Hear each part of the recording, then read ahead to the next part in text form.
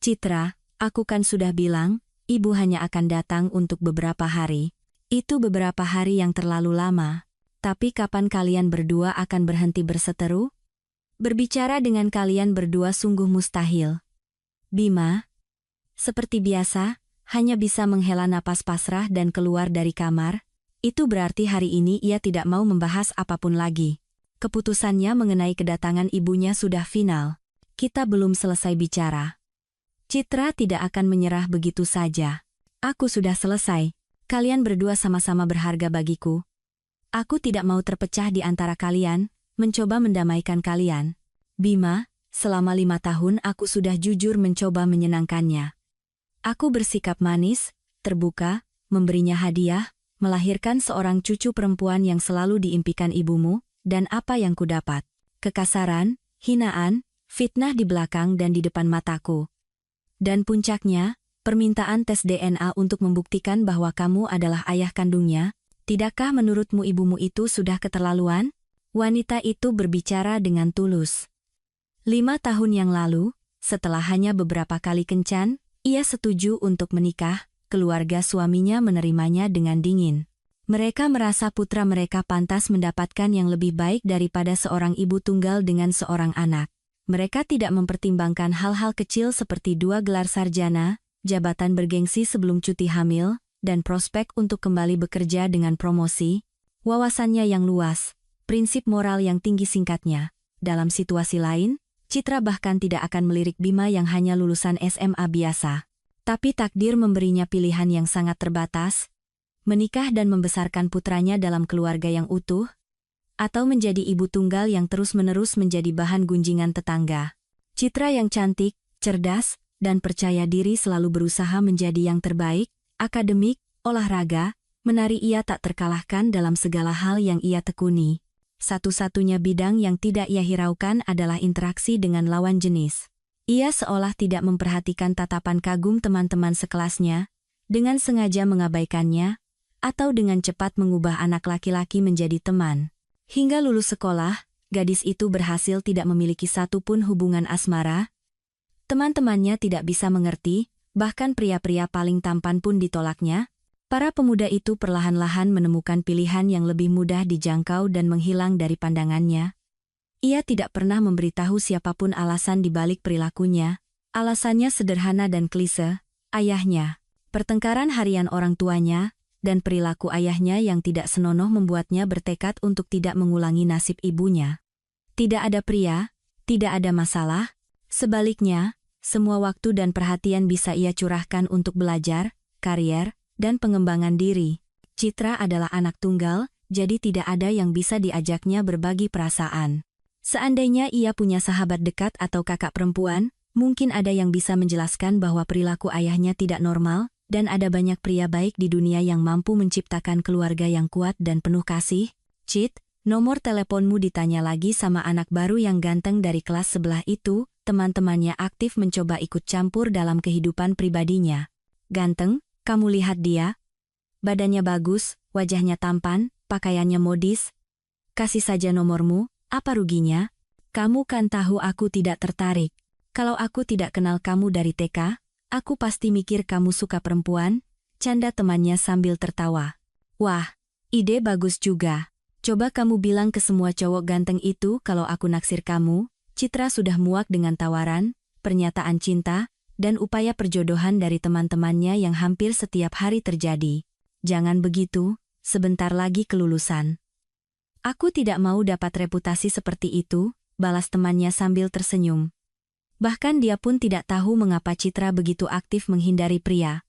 Setelah lulus sekolah, gadis itu berhasil masuk ke 2 universitas bergengsi sekaligus dan mampu menggabungkan kuliah reguler di satu universitas dengan kuliah jarak jauh di universitas lainnya. Hasilnya, beberapa tahun kemudian ia memiliki ijazah sarjana hukum dan penerjemah bahasa Inggris dan Jerman kombinasi yang sempurna untuk bekerja di luar negeri. Pindah ke negara lain memang merupakan impian terbesarnya. Berkat kelulusan yang cemerlang, ia dengan cepat mendapatkan pekerjaan bagus yang melibatkan perjalanan dinas ke luar negeri dan kemungkinan pindah ke salah satu cabang di sana.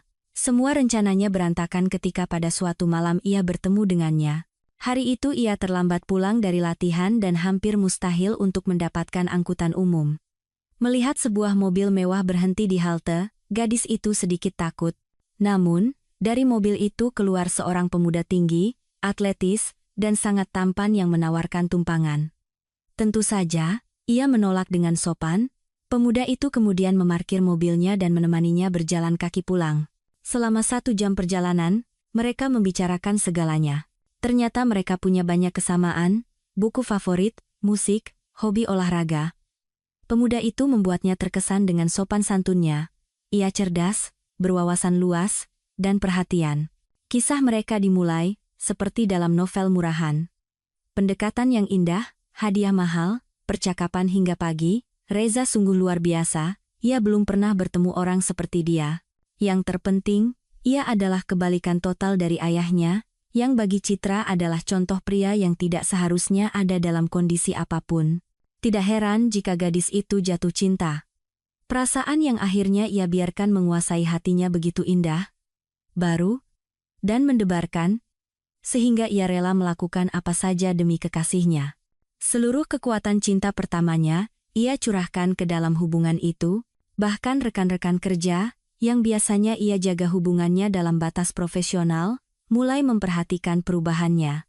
Citra, hari ini kamu terlihat sangat misterius. Jangan-jangan gadis pendiam kita ini sedang jatuh cinta? Sekretaris bosnya tidak bisa menyembunyikan kekagumannya atas perubahan yang terjadi pada gadis itu. Di kantor, anak baru itu diterima dengan baik karena melihat betapa keras ia berusaha. Sayangnya, di balik selubung cinta, ia tidak menyadari hal yang jelas.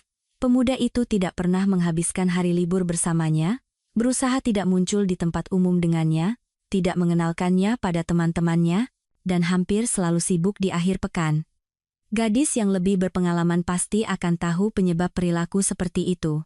Bagi Citra, kebenaran baru terungkap pada hari ketika ia melihat 2 garis pada alat tes kehamilan di pagi hari dan memutuskan untuk membahagiakan kekasihnya. Reza, aku punya hadiah kecil untukmu, atau lebih tepatnya. Sangat besar dan luar biasa indah, kata gadis itu dengan wajah memerah, menyerahkan sebuah kotak kecil yang diikat dengan pita emas rapi kepada pemuda itu. Sayang, kata itu membuat kaki gadis itu lemas. Aku kan sudah bilang, jangan memberiku hadiah. Kamu tidak punya kemampuan finansial seperti itu. Dan lagi pula, itu tugas pria. Ini hadiah yang istimewa.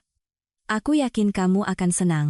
Namun, di wajah kekasihnya, ia membaca serangkaian emosi, di antaranya tidak ada kegembiraan, kebahagiaan, atau antusiasme.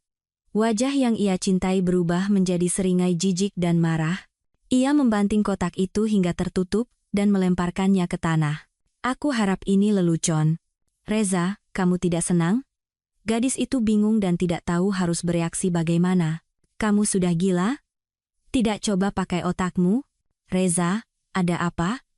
Ini juga tidak terduga bagiku, dan akan sangat memengaruhi rencanaku, tapi, ini kan anak kita. Buah cinta kita, ini buah kebodohanmu yang tak terbatas. Apa kamu benar-benar berpikir aku menginginkannya? Atau kamu sengaja merencanakannya? Ingin memeras uang dariku? Dengar, yang bisa kamu harapkan paling banyak adalah aku akan membayari aborsimu. Setelah itu, kamu menghilang dari hidupku dan hidup keluargaku. Keluargamu. Apa? Keluargaku. Apa pendengaranmu tiba-tiba bermasalah? Citra menatap pria yang kasar, dingin, dan egois ini dan tidak percaya bahwa di hadapannya adalah Reza yang sempurna, yang ia cintai, yang lembut, yang ia kencani selama hampir setengah tahun. Apa maksudmu? Ayolah, jangan bilang kamu sebodoh itu, sampai tidak mengerti, aku sudah menikah. Aku tidak akan meninggalkan istriku demi kamu. Pria itu menunjuk ke arah perut gadis itu dengan jijik. Aku tidak akan melakukan aborsi. Waktu sekolah dulu aku didiagnosis punya masalah kesehatan serius. Ini kontraindikasi bagiku, kata gadis itu dengan suara datar, seolah seluruh energi hidupnya terkuras seketika. Sudahlah. Orang sepertimu melahirkan semudah kucing. Melihat gadis itu bingung dan tidak tahu harus menjawab apa, sepertinya ia tidak berbohong tentang kesehatannya, ia berkata dengan nada sedikit melunak, Aku akan membayarmu klinik terbaik. Semuanya akan dilakukan dengan sangat profesional, dan hati-hati. Ini tidak akan memengaruhi kesehatanmu. Kamu masih bisa punya anak lagi nanti. Tapi anak ini tidak boleh lahir. Aku tidak butuh masalah ini. Ayah mertuaku orang yang sangat berpengaruh. Jika dia tahu aku selingkuh di belakang putrinya, kamu dan aku akan kena masalah. Tampaknya masih ada sisa perasaan untuk gadis itu dalam dirinya. Nada bicara pria itu menjadi begitu formal, seolah-olah ia sedang menjual mobil di sebuah showroom mewah. Tidak perlu. Aku tidak akan menuntut apapun darimu. Selamat tinggal. Citra berbalik tajam dan berjalan menuju halte. Kondisinya setelah mendengar semua itu bahkan tidak memungkinkan ia untuk menangis. Reza tidak berniat membiarkannya mendapatkan kata terakhir. Ia mengejar gadis itu, mencengkeram lengannya dengan kasar, dan membalikkannya. Sepertinya kamu tidak mengerti apa yang kukatakan. Kamu tidak akan melahirkan anak ini, dengan apa kamu akan membesarkannya? Kamu baru beberapa bulan lulus. Tidak punya rumah, tidak punya tabungan. Kamu mau hidup dari tunjangan? Dan di mana kamu akan tinggal bersamanya? Dengan ayahmu yang pemabuk, gadis itu telah mempercayakan rahasia tergelapnya kepada kekasihnya, tragedi hidupnya karena ayahnya. Reza, aku tidak akan berubah pikiran. Jika kamu tidak menginginkan anak ini, aku tidak akan memaksakannya padamu. Biarkan aku lewat, aku sudah terlambat. Anak harammu itu akan tumbuh menjadi penjahat remaja. Dia akan membencimu karena kehidupan yang kamu berikan padanya. Pria itu siap mencabik-cabiknya, masih menahan lengannya. Gadis itu mulai serius khawatir, ia akan mendorongnya dari tangga. Bisa saja dia perempuan. Citra tiba-tiba menyadari bahwa semua perasaan yang ia miliki untuk pria ini telah menguap, pecah seperti gelembung sabun. Jika kamu begitu khawatir tentang kondisi keuanganku yang tidak stabil, aku bersedia membuat perjanjian dua pihak bahwa aku tidak akan menyebutmu sebagai ayah dan menuntut uang. Firasat aneh memberitahu Citra untuk melindungi dirinya dan calon anaknya, dan di sisi lain, apa kewajibanku? Suara pria itu terdengar tertarik. Di sisi lain, kamu tidak akan pernah muncul dalam hidup kami, dan tidak akan menuntut untuk bertemu dengan anak itu. Kamu gila? Untuk apa aku butuh anak haram itu? Berarti setuju. Ayo kita pergi. Tidak. Aku akan menyusun draftnya sendiri. Besok kita akan mengesahkannya di notaris. Aku khawatir kompetensiku dalam masalah ini tidak akan cukup.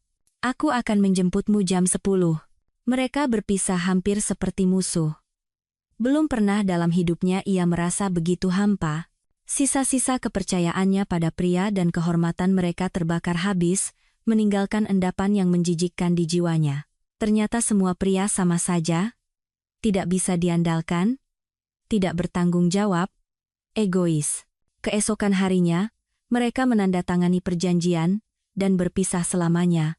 Setidaknya, itulah yang Citra harapkan dengan segenap hatinya.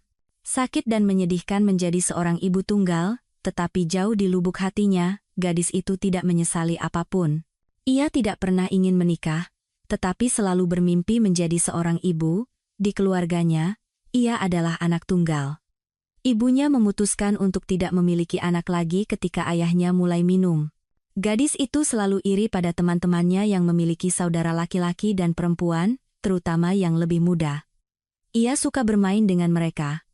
Dan sekarang, ia akan memiliki anaknya sendiri. Citra mengerti bahwa itu akan sangat sulit, tetapi ia tidak berani melakukan aborsi. Risikonya terlalu besar bahwa anak ini adalah satu-satunya kesempatannya untuk menjadi ibu. Dokter yang memantau kehamilannya mendukung keputusan gadis itu untuk mempertahankan anak itu, apapun yang terjadi. Kau tahu, sekarang begitu banyak wanita yang berobat untuk infertilitas. Ada yang sakit parah waktu muda. Ada yang pernah aborsi, ada yang kelihatannya sehat tapi tidak punya anak. Kamu bisa menemukan pria lain meskipun sudah punya anak, tapi infertilitas tidak akan membuat siapapun senang. Lagi pula, masalah penyumbatan sepertimu seringkali sembuh setelah melahirkan. Tubuh akan pulih dengan sendirinya, jangan khawatir. Kamu cerdas dan dewasa, punya pendidikan dan pekerjaan. Ada yang melahirkan dalam kondisi lebih buruk dan tidak khawatir. Lagi pula, ada program dukungan untuk ibu tunggal. Kamu bahkan bisa tinggal bersama anakmu untuk sementara waktu di rumah singgah khusus. Beberapa gadis tinggal di sana cukup lama, mencari pekerjaan, saling menjaga anak, saya punya tempat tinggal, dan pekerjaan. Selain itu, saya bisa kembali bekerja setelah cuti hamil.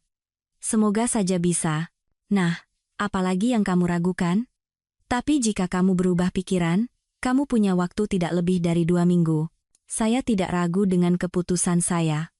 Anak tidak meminta untuk dilahirkan. Jika orang tuanya tidak punya cukup akal untuk mengambil tindakan pencegahan dan tidak hamil, jangan salahkan anak itu. Citra senang setidaknya ada yang mendukungnya. Orang kedua adalah ibunya. Ia khawatir tentang masa depan putrinya, tetapi berusaha tidak menunjukkannya. Ia berjanji akan mendukung apapun keputusan yang diambilnya. Ia berhasil menjelaskan kepada atasannya bahwa ia siap bekerja dari jarak jauh jika memungkinkan dan bekerja setengah hari setelah melahirkan. Atasannya menyetujui dan menjamin akan mempertahankan posisinya. Bosnya tidak berencana kehilangan seorang gadis yang menjanjikan begitu saja. 7 bulan kemudian, ia mengambil cuti hamil, dan sebulan setelahnya, pada malam tahun baru, lahirlah hadiah terbesar dan orang yang paling ditunggu-tunggu dalam hidupnya, putranya. Seperti yang ia takutkan, ayahnya tidak menerima berita tentang cucunya dengan baik. Selama ia bekerja, menyewa kamar, dan jarang pulang, ayahnya hanya melontarkan hinaan dan ejekan. Lihat itu si anak teladan, pulang-pulang bawa perut buncit. Hamil sama siapa? Bayar utang ke bos? Atau nemu orang yang lebih gampangan? Citra berusaha tidak mendengarkan kata-kata kotor yang selalu dilontarkan ayahnya dengan murah hati, seolah-olah persediaan kata-kata kejinya tidak pernah habis. Ketika wanita muda itu pulang dari rumah sakit bersalin bersama putranya, mimpi buruk yang sesungguhnya dimulai. Pria mabuk itu setiap hari membuat keributan dan menuntut agar ia dan bayinya enyah dari rumahnya. Bahkan kunjungan polisi sesekali tidak membuahkan hasil. Setelah setengah tahun hidup seperti itu, wanita itu dengan tegas memutuskan untuk meninggalkan rumah orang tuanya. Tanpa penghasilan dan dengan seorang anak, itu menjadi masalah. Oleh karena itu, ibunya menawarinya solusi yang logis pada saat itu, menikah. Pilihan itu tampak satu-satunya yang memungkinkan.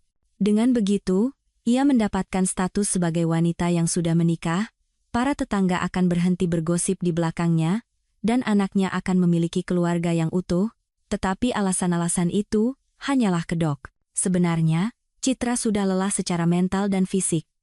Ia prosto tidak menemukan kekuatan untuk memikirkan jalan keluar lain. Suatu malam, saat duduk di dapur, mereka memutuskan bahwa ia harus memilih pria yang paling pendiam, tenang, dan tidak minum alkohol. Dengan begitu, setidaknya ada harapan bahwa suaminya tidak akan menjadi salinan ayahnya. Untungnya, ada banyak peminat.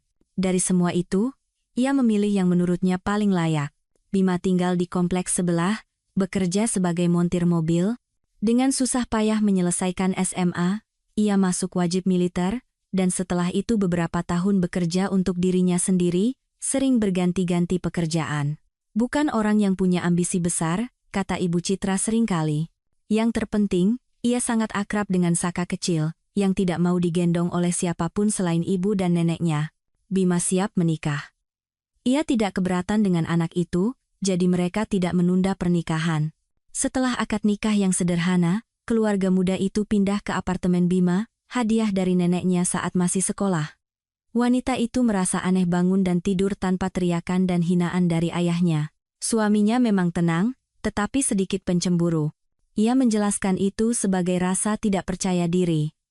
Suaminya akrab dengan putranya, memperlakukannya dengan lembut dan hati-hati. Wanita itu tidak percaya pada kebahagiaannya sendiri. Satu-satunya hal yang mengkhawatirkan wanita muda itu adalah ibu calon suaminya. Ia tidak menyembunyikan rasa jijiknya terhadap wanita muda itu, meskipun putranya lah yang sebenarnya tidak sepadan, bukan menantu barunya. Wanita itu percaya bahwa menantunya telah mengguna-gunai putranya dan memaksanya menikahinya.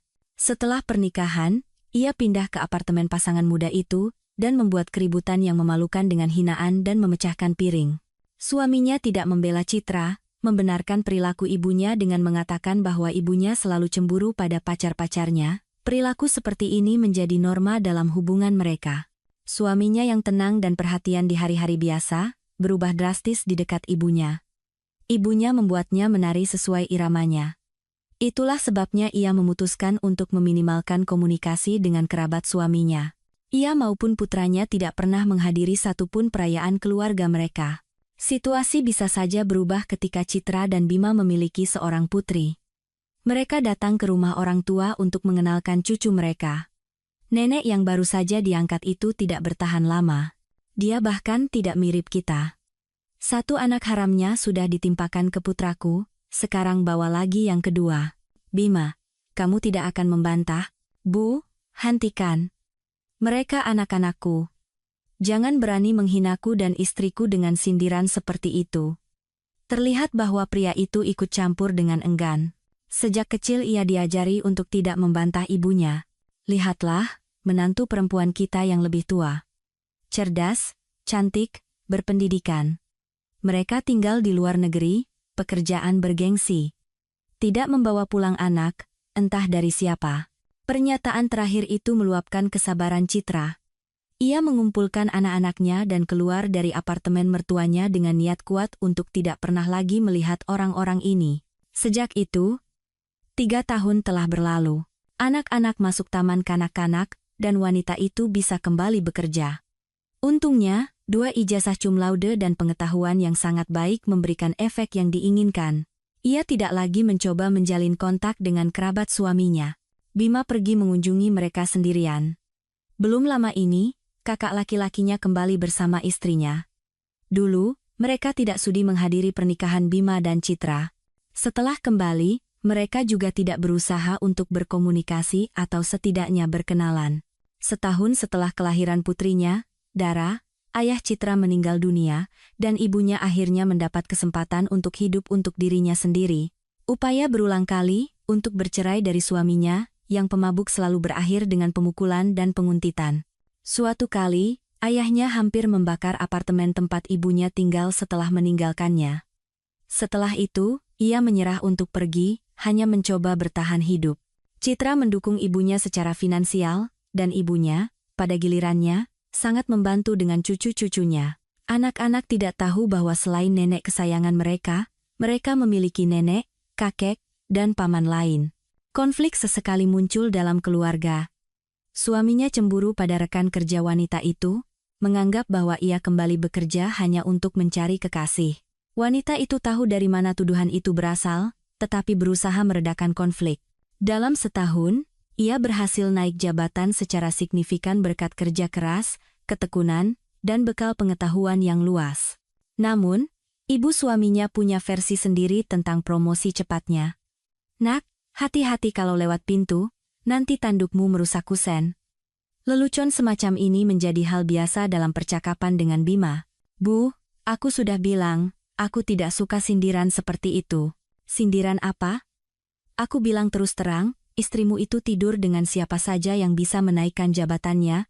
Bu, pikirkan dulu apa yang ibu katakan, dia punya 2 gelar sarjana. Dia setiap hari belajar di depan buku-buku agar tidak lupa semua yang dipelajarinya selama cuti hamil. Lagi pula, dia juga bekerja tambahan di rumah, menulis skripsi dan tugas kuliah untuk mahasiswa. Penghasilanku jauh lebih kecil darinya. Hadiah untuk hari raya juga dia yang beli, biarkan saja dia tersedak dengan hadiahnya. Aku tidak butuh apapun darinya. Wanita itu dengan demonstratif membuang pengering rambut dan alat cukur mahal, yang dibawa putranya sebagai hadiah ulang tahun pernikahan ke tempat sampah. Bu, ngomong-ngomong, ini barang mahal. Harganya setara dengan gajiku sebulan. Kalau tidak mau pakai, berikan saja pada orang lain. Kasihanilah ayah, dia juga tidak bisa melihat cucu-cucunya karena permusuhan kalian. Bukan masalah besar tidak melihat anak orang lain. Di depan kompleks, di bak pasir itu, banyak anak-anak berkeliaran. Pilih saja salah satu, dan duduklah mengaguminya. Kadang-kadang Bima menatap ibunya dan tidak mengerti bagaimana seseorang bisa menjadi manusia yang begitu menjijikkan, dan bagaimana selama ini ayahnya bisa tahan berada di samping wanita seperti itu. Bu, aku melarangmu bahkan untuk menyindir bahwa Dara bukan putriku. Di rumahmu sendiri kamu bisa melarang. Di sini aku yang berkuasa. Meskipun di rumahmu sendiri kamu takut buka mulut, sembunyi di bawah ketek istri, takut menunjukkan tandukmu. Tahu tidak, Bu, aku belajar itu dari ayah. Dia juga seumur hidup takut membantahmu. Lihat kan, ular itu sengaja ingin mengadu domba kita, agar kamu berhenti berhubungan dengan orang tua dan keluarga. Dia menghasutmu melawan kami, si penyihir. Dia sudah lupa tentang kalian. Hadiah hanya dibeli saat hari raya, karena berusaha sopan. Kakak pulang 2 bulan lalu, apa kamu pernah bertemu dengannya? Tidak, karena si jalang itu tidak mengizinkan. Dia sudah membelitmu, si bodoh, dan senang karena telah menjauhkanmu dari keluarga. Bu. Bima duduk lelah di kursi. Reza sendiri yang tidak mau bertemu. Aku sudah beberapa kali mencoba. Dia selalu punya alasan untuk menolak bertemu. Entah dia sibuk, entah istrinya punya rencana lain, entah ada pemeriksaan lagi. Aku tidak mengerti kenapa mereka pulang, seolah-olah di luar negeri tidak ada dokter yang cocok. Berhenti bicara seperti itu. Anjani sedang berusaha memberi kita penerus, dia berobat, tidak putus asa. Tidak seperti tikusmu itu, melahirkan entah anak siapa, dan kamu senang menganggap semuanya anakmu. Untung aku berhasil membujukmu untuk tidak mendaftarkan anak sulungnya atas namamu. Tapi kan ibu tahu bahwa Citra yang menolak mengubah dokumen Saka dan mencatatnya sebagai putraku, ibu tidak bisa memengaruhi situasi itu. Dan tidak penting bagiku bahwa nama belakangnya berbeda. Aku mencintainya seperti anak kandung. Kamu mencintai semua orang seperti anak kandung, kecuali kerabatmu sendiri. Ibu Bima tidak berniat menyerahkan kata terakhir kepada putranya yang tidak disukainya. Sejak usia dini, ia membagi putra-putranya menjadi yang pintar dan dicintai, dan yang kedua, yang gagal. Reza, putranya yang dipuja, pintar, dan cakap, adalah contoh putra yang ideal. Belajar dengan baik, berolahraga, banyak membaca, menjadi juara berbagai kompetisi olahraga, dan olimpiade intelektual. Ia tidak pernah membantah atau mengecewakan ibunya. Setelah universitas, ia mendapatkan pekerjaan yang sangat bagus, dan beberapa bulan kemudian menikah dengan lebih beruntung lagi dengan putri atasannya. Pernikahan itu tidak seimbang, tetapi ayah pengantin wanita melihat potensi pada menantunya. Setahun setelah pernikahan, keluarga muda itu pindah ke luar negeri. Di sana, Reza yang cakap memimpin cabang perusahaan ayah mertuanya. Kehidupan keluarga yang ideal dalam segala hal hanya dinodai oleh ketiadaan anak. Istri mudanya berobat di klinik-klinik paling terkenal, menjalani pemeriksaan tanpa akhir. Suaminya hanya sekali mengizinkan dirinya untuk diperiksa, dengan alasan bahwa dalam hal ini ia baik-baik saja. Putra kedua, Bima, tidak terlalu disayang ibunya. Ia tumbuh nakal, suka berkelahi, dan jahil. Belajar terasa sulit baginya, dan di waktu luangnya ia lebih suka mengejar merpati di halaman daripada duduk di depan buku. Sama sekali tidak tertarik pada apapun, ia dengan susah payah menyelesaikan sekolah. Baik orang tua maupun kakaknya mencoba memengaruhinya, tetapi tidak berhasil. Ibunya tidak menganggap putra bungsunya layak mendapat perhatian, jadi ia bersikap cukup dingin terhadap idenya untuk menikah. Semuanya berubah ketika ia secara pribadi bertemu dengan calon menantu bungsunya. Pada saat kakaknya menikah dan pindah ke luar negeri, Bima sedang menjalani wajib militer. Jadi, kakak beradik itu tidak bertemu selama bertahun-tahun, dan dari pihak Reza, tidak ada keinginan untuk memperbaiki ini. Putra kesayangan itu sering menjadi tamu di rumah orang tuanya, meskipun ia tidak pernah bertemu dengan adik laki-lakinya di sana. Begitu Bima memberitahu bahwa ia akan berkunjung, kakak laki-lakinya menemukan 1000 alasan untuk menunda kunjungan adiknya. Bima merasa tersinggung dengan sikap meremehkan seperti itu, tetapi ia tidak bisa berbuat apa-apa. Suatu hari, ayahnya dengan pelan berkata bahwa kakak laki-lakinya dan ibunya punya rahasia, dan itu menyangkut keluarga Bima. Nak, hati-hatilah kalian dengan Citra, pasangan itu merencanakan sesuatu yang tidak baik. Dan tiba-tiba, Ibu Bima memutuskan untuk mengubah kemarahannya selama bertahun-tahun menjadi kemurahan hati dan datang berkunjung ke rumah putra bungsunya. Dan bukan hanya berkunjung, tetapi juga menginap. Ia tidak berencana meminta izin menantunya. Bahkan putranya pun lebih seperti diberitahu daripada diperingatkan. Setelah peringatan dari ayahnya, Bima menjadi waspada terhadap inisiatif ibunya. Namun, yang paling sulit adalah meyakinkan istrinya untuk menerima kerabat yang begitu tidak menyenangkan di rumahnya. Citra, Aku kan sudah bilang, ibu datang hanya untuk beberapa hari. Itu beberapa hari yang terlalu lama. Tapi kapan kalian berdua akan berhenti berseteru? Berbicara dengan kalian berdua sungguh mustahil. Tidak ada yang pernah mencoba berdamai denganku. Selama bertahun-tahun aku mendengarkan rentetan fitnah tentang perselingkuhanku, bahwa aku menumbuhkan tanduk untukmu, melahirkan darah entah dari siapa, menimpakan putraku padamu. Ngomong-ngomong, kamu tahu aku punya anak sebelum menikah, dan itu tidak mengganggumu?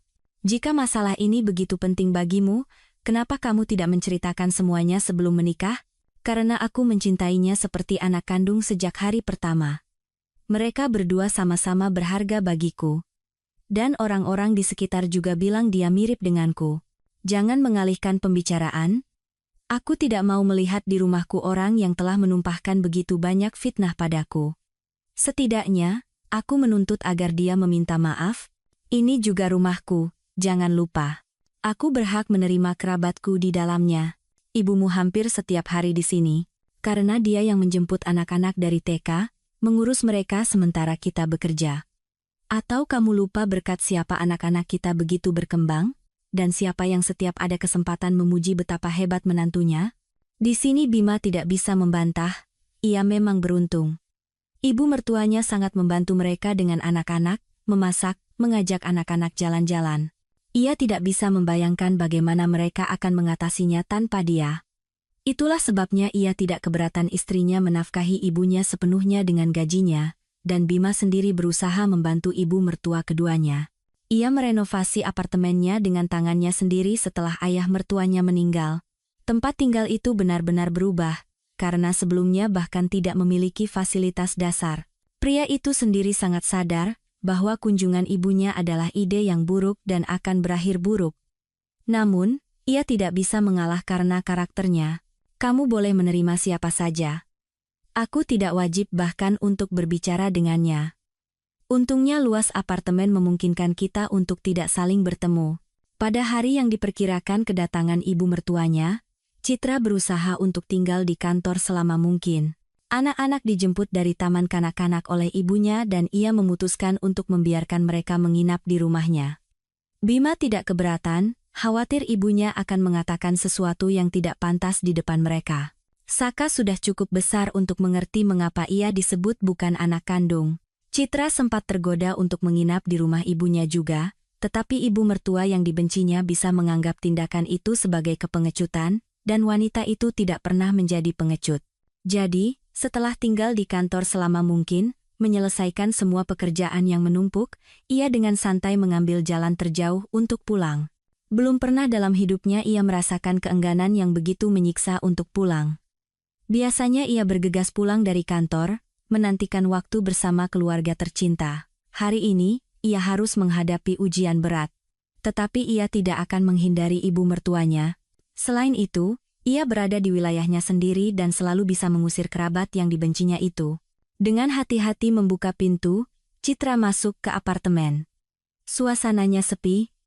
Ia bahkan sempat berpikir bahwa ibu mertuanya berubah pikiran dan tidak jadi datang.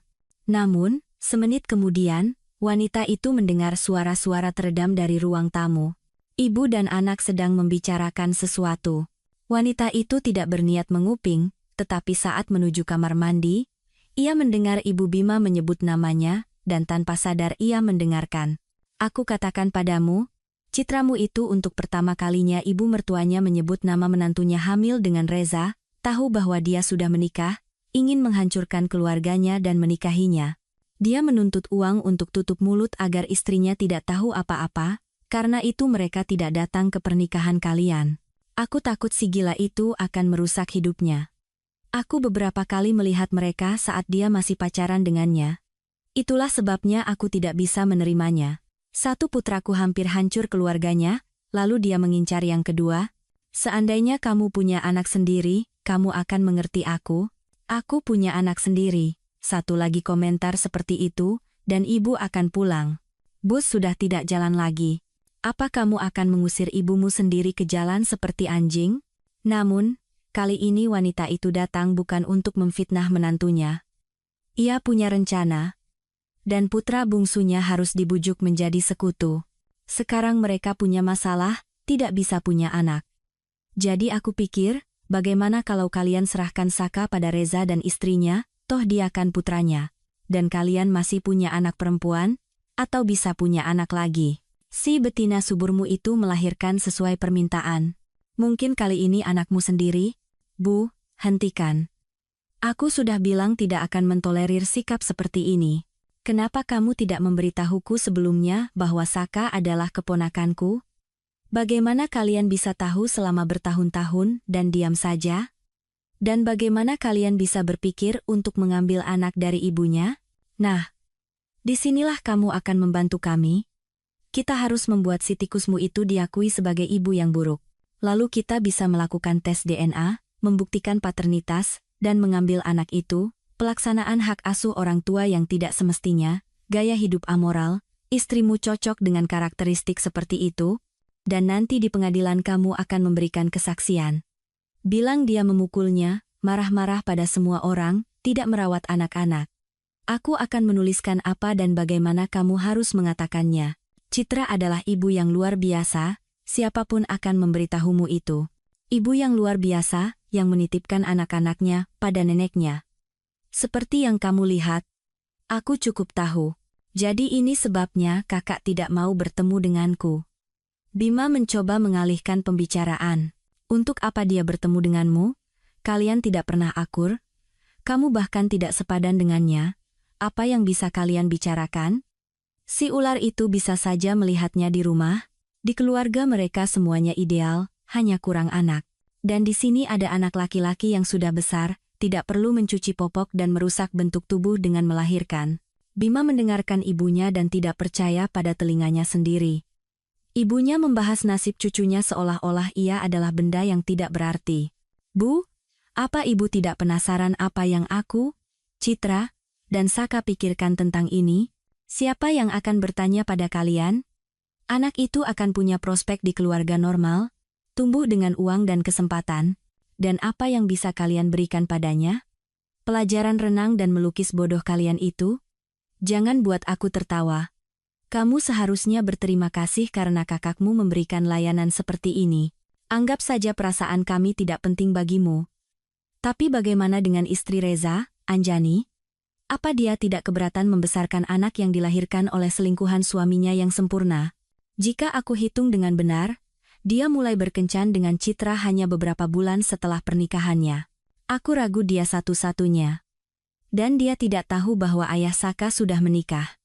Dia menceritakan kisah mereka padaku, dan betapa brengseknya kakak memperlakukannya, menyuruhnya aborsi. Saat itu dia tidak butuh anak, sekarang dia berubah pikiran.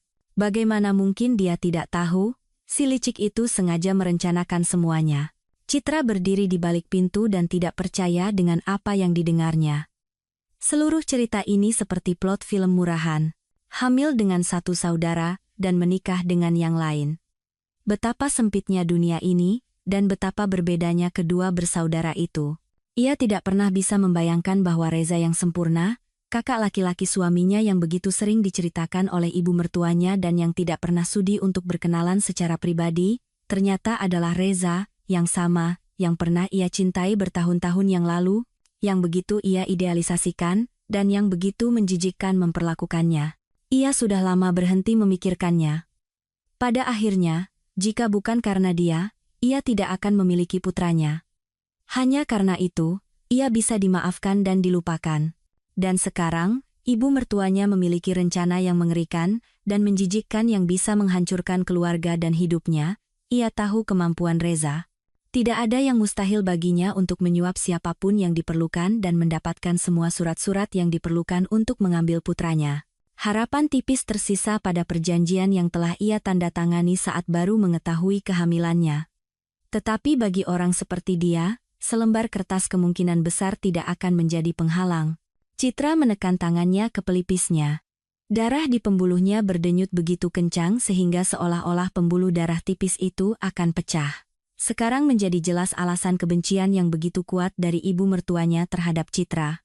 Si penyihir tua itu takut bahwa putra idealnya akan diusir oleh kerabat barunya yang kaya. Selama bertahun-tahun ia menyiksanya, mengklaim bahwa putri Citra adalah anak haram, padahal ternyata kedua anaknya, adalah cucu kandung dari wanita tak berperasaan ini. Monster macam apa yang sekarang duduk di ruang tamunya? Selama bertahun-tahun mereka menyembunyikan darinya bahwa pria yang ia cintai, yang mengkhianatinya, dan yang ia coba untuk tidak ingat adalah kerabat dekat suaminya. Yang melegakan adalah suaminya juga tidak mengetahui rahasia ini.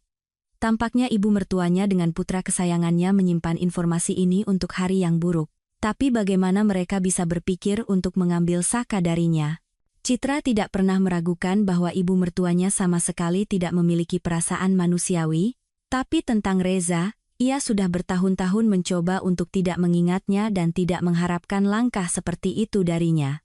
Selama pertemuan terakhir mereka, ketika mereka membuat perjanjian, ia tidak menyatakan keinginan untuk berkomunikasi lebih lanjut. Mungkin ide tentang anak itu datang dari ibu mertuanya, karena Reza dan istrinya selama bertahun-tahun tidak berhasil memiliki anak sendiri. Mungkin dengan cara ini ibu mertuanya ingin menyelamatkan keluarga mereka, tetapi tidak dengan memasukkan anak asing dari panti asuhan. Namun, yang paling menakutkan adalah wanita itu memutuskan untuk memfitnah menantunya secara licik, mengumpulkan surat keterangan tentang ketidakmampuannya, dan mengambil anak itu, bahwa dengan begitu ia akan menghancurkan keluarga putra bungsunya. Ibu mertuanya sepertinya tidak memikirkannya. Yang terpenting baginya selalu adalah si sulung. Bima tumbuh seperti rumput liar. Kelahirannya tidak direncanakan, dan ibunya bahkan tidak mencoba menyembunyikan dari putranya bahwa ia telah melakukan banyak upaya untuk menggugurkan kehamilan yang tidak diinginkan itu. Dan sekarang ia mencoba menghancurkan keluarga putranya. Bagaimanapun, membenarkan tindakan mengerikan seperti itu adalah mustahil, dan Citra memutuskan untuk menghentikan pembicaraan ibu mertuanya dengan Bima. Ia masuk ke kamar tepat pada saat argumen suaminya sudah habis, dan ia ingin mengusir ibunya. Selama bertahun-tahun menikah dengan Citra, ia begitu lelah dengan serangan terus-menerus ibunya terhadap keluarganya sehingga ia siap memutuskan hubungan. Tawaran mengerikan yang ia buat padanya tidak bisa dipahami maupun dimaafkan. Bima dan ibunya berbalik ke arahnya pada saat yang sama. Citra merasa melihat kelegaan di mata suaminya. Ia tidak perlu lagi melawan ibunya sendirian. Pergi dari sini. Dan jangan pernah mendekati rumahku dan keluargaku lagi, atau aku akan mencabik-cabikmu. Bahkan jika aku dipenjara setelahnya, aku akan keluar dan terus hidup di dunia yang indah yang telah terbebas dari ular berbisa sepertimu. Citra mencengkeram siku ibu mertuanya dan akhirnya melampiaskan kemarahan dan sakit hati yang terpendam selama bertahun-tahun. Lepaskan aku. Bima, singkirkan wanita gila ini. Bu, ibu sendiri yang salah. Dia tidak melakukan apa-apa padamu. Suaminya untuk pertama kalinya secara terbuka membela Citra dan melawan ibunya. Aku akan menghancurkan kalian berdua. Kalian akan kehilangan semua anak kalian. Aku akan membuat kalian kehilangan pekerjaan, uang, dan rumah. Wanita itu menjerit seperti orang gila, menghujani kutukan pada putra dan istrinya. Citra hampir menyeret ibu suaminya keluar ke lorong, mengabaikan teriakan dan kutukan yang terus-menerus ia lontarkan. Menutup pintu, wanita itu merosot ke lantai, bersandar di dinding, dan menangis tersedu-sedu. Dalam hidupnya ada banyak kesedihan dan kebencian, tetapi ia jelas tidak pantas menerima perlakuan seperti itu dari ibu mertuanya. Dan sekarang ia menangis karena ketidakberdayaan, menyadari bahwa wanita keji seperti itu tidak akan meninggalkan mereka dalam damai. Suaminya berdiri bingung di tengah koridor, tidak tahu harus berbuat apa, menenangkan istrinya atau bergegas menenangkan ibunya, yang teriakannya terdengar di seluruh gedung. Para tetangga sudah mulai bereaksi terhadap permintaannya untuk meminta tolong, terdengar bahwa seseorang mendekatinya dengan tawaran bantuan. Orang gila ini memukul kepalaku, mematahkan tanganku. Dia menghinaku dengan kata-kata paling kotor. Aku nyaris tidak selamat dari mereka. Tolong, panggil ambulans dan polisi. Ini tidak bisa dibiarkan begitu saja. Setelah kata-kata itu, Citra mengangkat wajahnya yang berlinang air mata ke arah suaminya dan berkata, "Sekarang giliranmu memilih. Entah kamu melindungi keluargamu sekarang dan melakukan sesuatu pada ibumu, atau kamu tetap bersamanya di pihaknya, dan pergi sekarang juga. Aku tidak akan mentolerir ini lagi. Besok aku akan melaporkannya ke polisi, dan percayalah, aku akan mencantumkan semua penghinaan, fitnah, dan upaya untuk mengambil anak." Bima tidak percaya bahwa ibunya sendiri mampu bertindak begitu licik terhadap keluarganya. Ia selalu merasa dan tahu bahwa ia bukan anak kesayangan, hanya sebuah kekecewaan, begitulah ibunya selalu memanggilnya.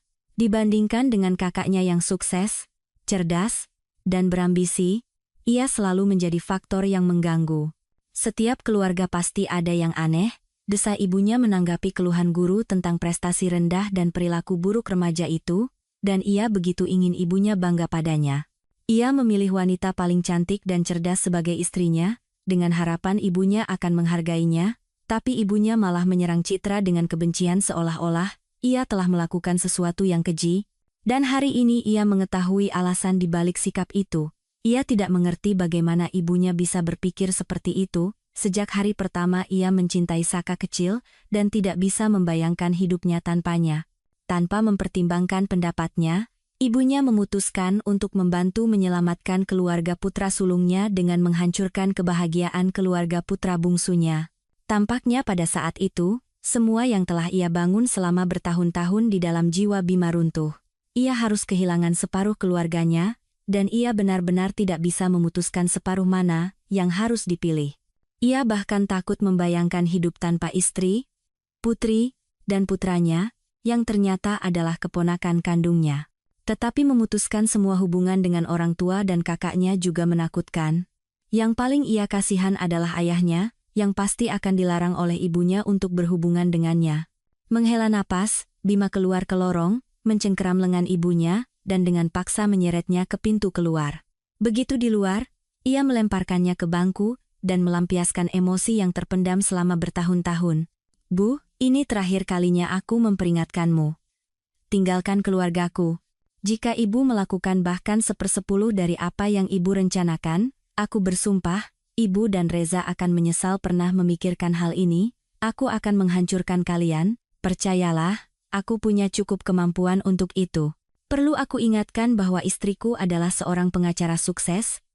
Dan berapa banyak orang besar yang memperbaiki mobil di bengkelku, ibu bahkan tidak bisa membayangkannya. Jangan ragu, aku akan melibatkan mereka semua. Dan sudah saatnya istri kakak tahu tentang kejujurannya yang luar biasa.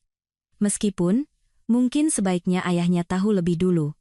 Seingatku, dia bukan orang sembarangan di kota ini. Biarkan dia memengaruhi menantunya. Mungkin tanduk di kepala putrinya akan berhenti tumbuh begitu cepat. Kamu tidak akan berani, desis ibunya.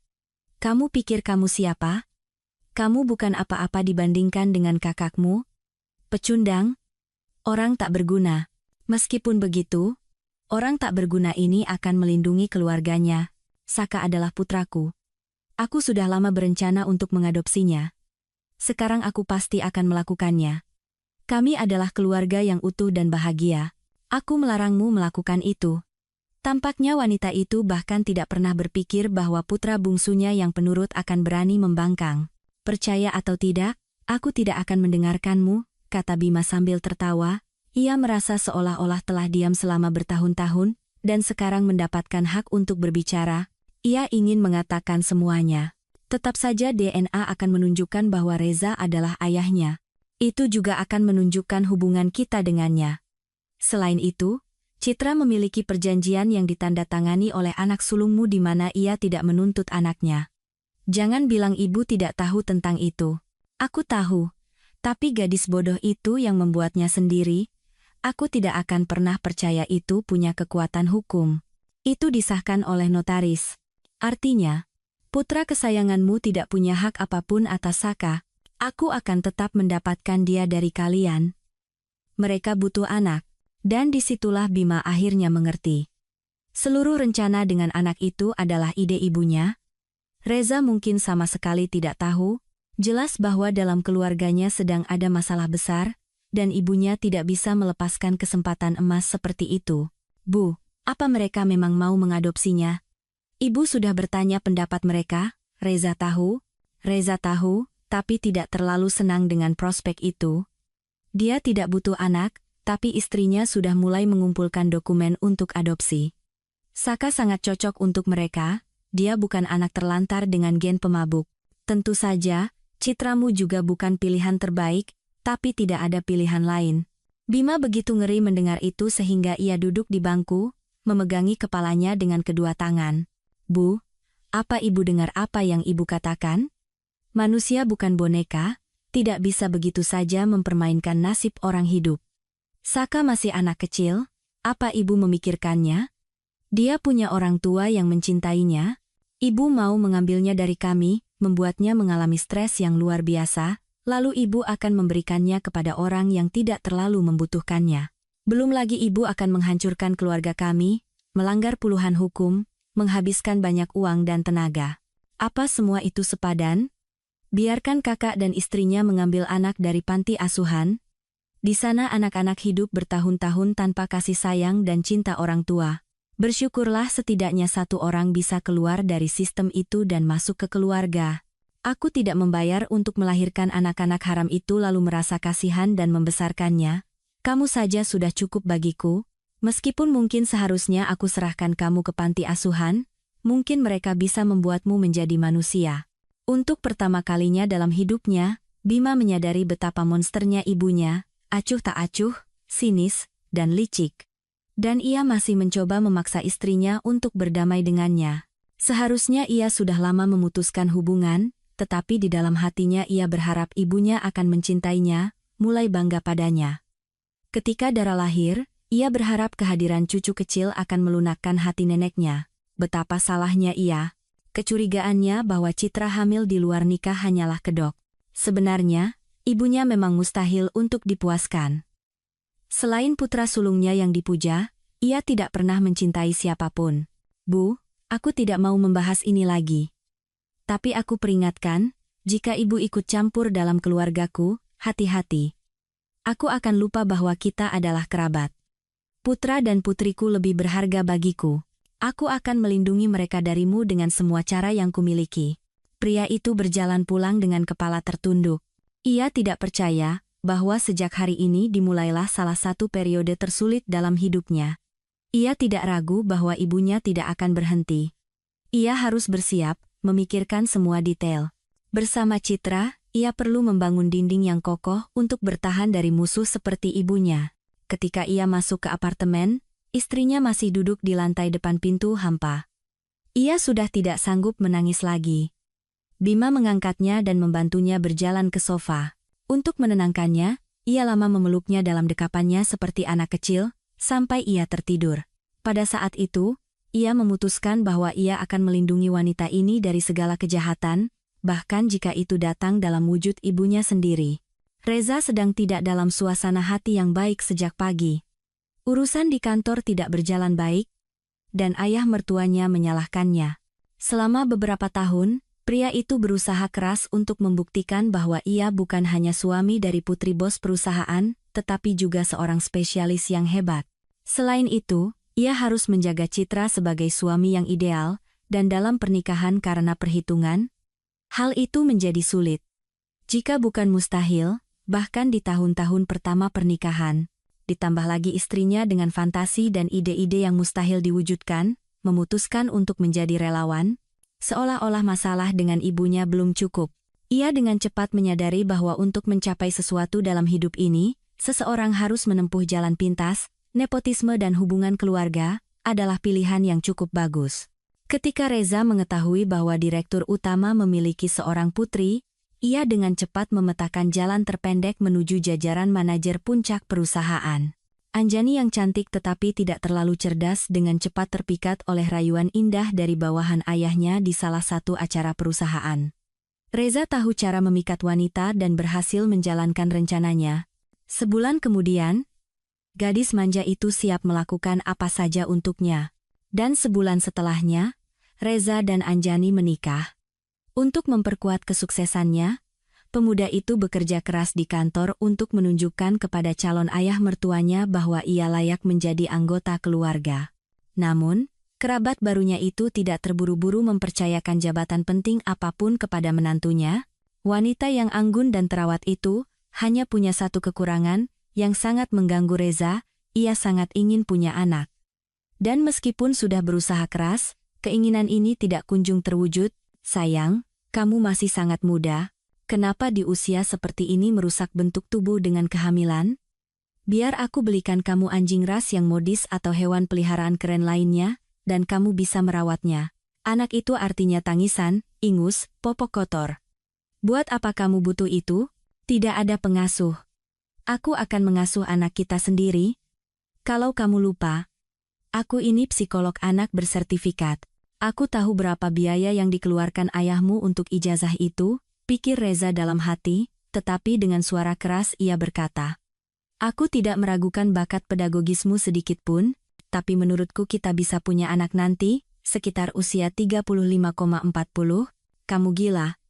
Semakin tua seorang ibu, semakin tinggi kemungkinan melahirkan anak dengan kelainan. Apa kamu siap mengambil tanggung jawab untuk kelahiran anak seperti itu?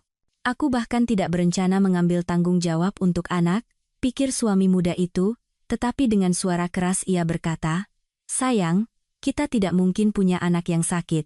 Kita berdua sehat dan sangat menjaga kondisi kita. Baru sekitar setahun berlalu sejak pernikahan mewah mereka, dan suami muda itu sudah terlihat bersama wanita cantik lainnya, lalu satu lagi, dan satu lagi. Sementara Anjani menjalani satu pemeriksaan medis demi satu, suaminya yang penuh kasih aktif menumbuhkan tanduk untuknya. Akhirnya, kesabaran ayahnya habis, dan ia mengirim pasangan muda itu ke luar negeri. Motivasinya lebih dari layak, pemeriksaan di spesialis terbaik, dan kepada Reza, ia menawarkan untuk memimpin salah satu kantor di Eropa. Jabatan yang begitu ia impikan ternyata hanya formalitas. Pimpinan tidak memiliki hak suara, tidak bisa menandatangani dokumen, dan untuk semua masalah penting harus berkonsultasi dengan wakilnya, yang pada dasarnya adalah kepala kantor. Ayah wanita muda itu bisa saja dengan mudah menghancurkan menantunya, menceritakan semua perselingkuhannya kepada putrinya. Namun, ia membesarkannya seorang diri, istrinya meninggal ketika Anjani kecil belum genap 3 tahun. Berusaha menggantikan peran ibu dan ayah, pria itu berusaha melindungi anak kesayangannya dari semua kemalangan. Memberitahunya bahwa suami yang sangat ia cintai tidak mencintainya dan menikahinya karena perhitungan, ayahnya tidak punya cukup kekuatan. Begitu darah muda bos baru yang ambisius itu mendidih, dan ia menuntut perluasan wewenang, ia disodori bukti kehidupan liarnya di ibu kota. Kau kenal setidaknya 5 gadis berbeda di sini, 2 di antaranya tidak memiliki reputasi sosial yang tinggi. Menurutmu, bagaimana istrimu akan menilai foto-foto ini? Aku bisa membuktikan bahwa ini rekayasa foto. Dan dia tidak akan bisa meninggalkanku. Reza mencoba berani. Tetapi keadaan syok dari melihat foto-foto itu akan lama ia ingat. Dalam sekejap, ia bisa kehilangan semua yang telah ia perjuangkan dengan gigih. Reza langsung jinak. Bahkan untuk beberapa waktu ia sengaja bersikap perhatian dan ramah kepada istrinya, menemaninya menjalani pemeriksaan tanpa akhir dan melakukan banyak tes. Keinginan kuat istrinya untuk memiliki anak sangat mengganggu Reza, yang sama sekali tidak berencana membebani hidupnya dengan gangguan seperti itu. Makhluk yang berisik, bodoh, dan selalu menuntut perhatian itu, tidak menimbulkan sedikit pun rasa sayang atau simpati dalam dirinya. Ia tidak berencana merusak hidupnya dengan kehadiran seorang anak. Selain itu, ia sama sekali tidak khawatir tentang pepatah segelas air di hari tua. Selama hidupnya, ia berencana menghasilkan cukup uang untuk segelas air dan perawat yang akan membawakannya. Dan lagi pula, ia tidak berpikir sejauh itu. Segala sesuatu dalam hidupnya berhasil tanpa banyak usaha. Sejak kecil, ia terbiasa bahwa kehadirannya saja sudah merupakan kebahagiaan, sebuah perayaan. Ibunya sangat memanjakannya, dan dengan kelahiran putra kedua, ia memiliki alasan harian untuk memuji yang pertama dan merendahkan yang kedua. Seiring waktu, Reza mulai memperlakukan saudaranya seperti pelayan, terbatas dan naif.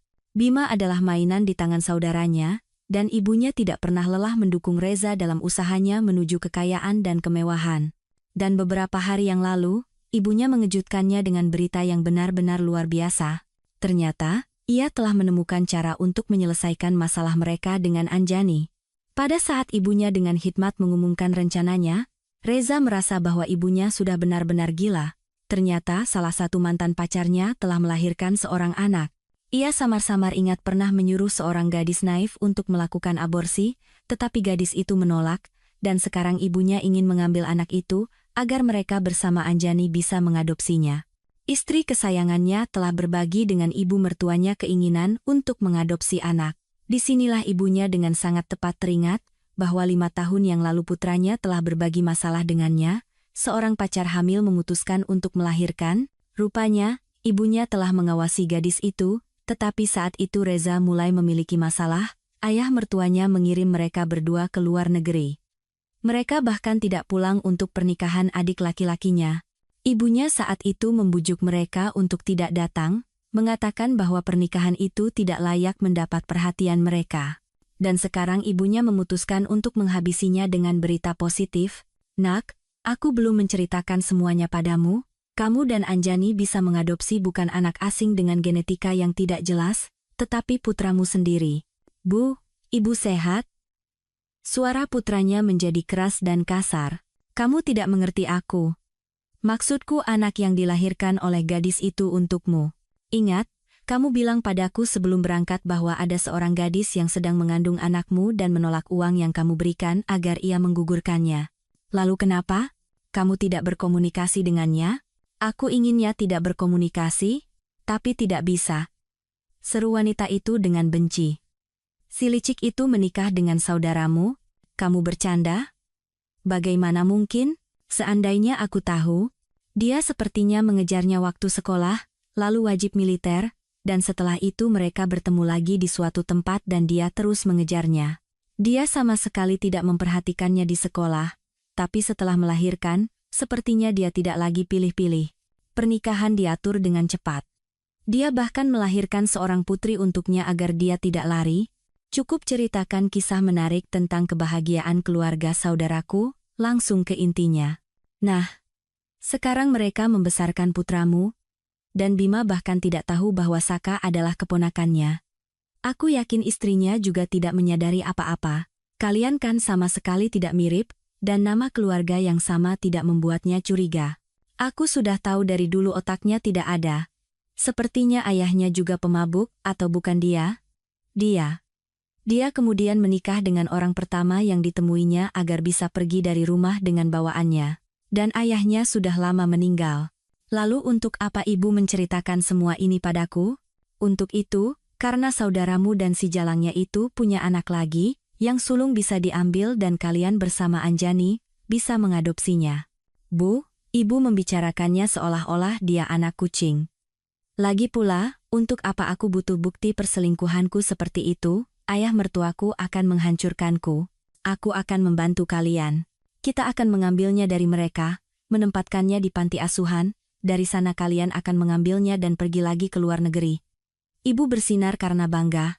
Ia merasa rencananya sempurna, karena ia telah berusaha keras, mengerahkan seluruh kekuatannya agar putra kesayangannya bahagia. Hari itu, ia berhasil meyakinkan ibunya bahwa ide itu sangat bodoh. Sama sekali tidak boleh membiarkan istrinya tahu bahwa ia selingkuh. Istrinya naif mempercayainya dan menganggap bahwa ia tulus mencintainya. Tampaknya ibunya untuk sementara waktu tenang. Namun, itu hanya berlangsung seminggu. Ternyata, waktu itu ia habiskan untuk berlari ke berbagai organisasi yang kompeten untuk mengambil anak dari orang tua.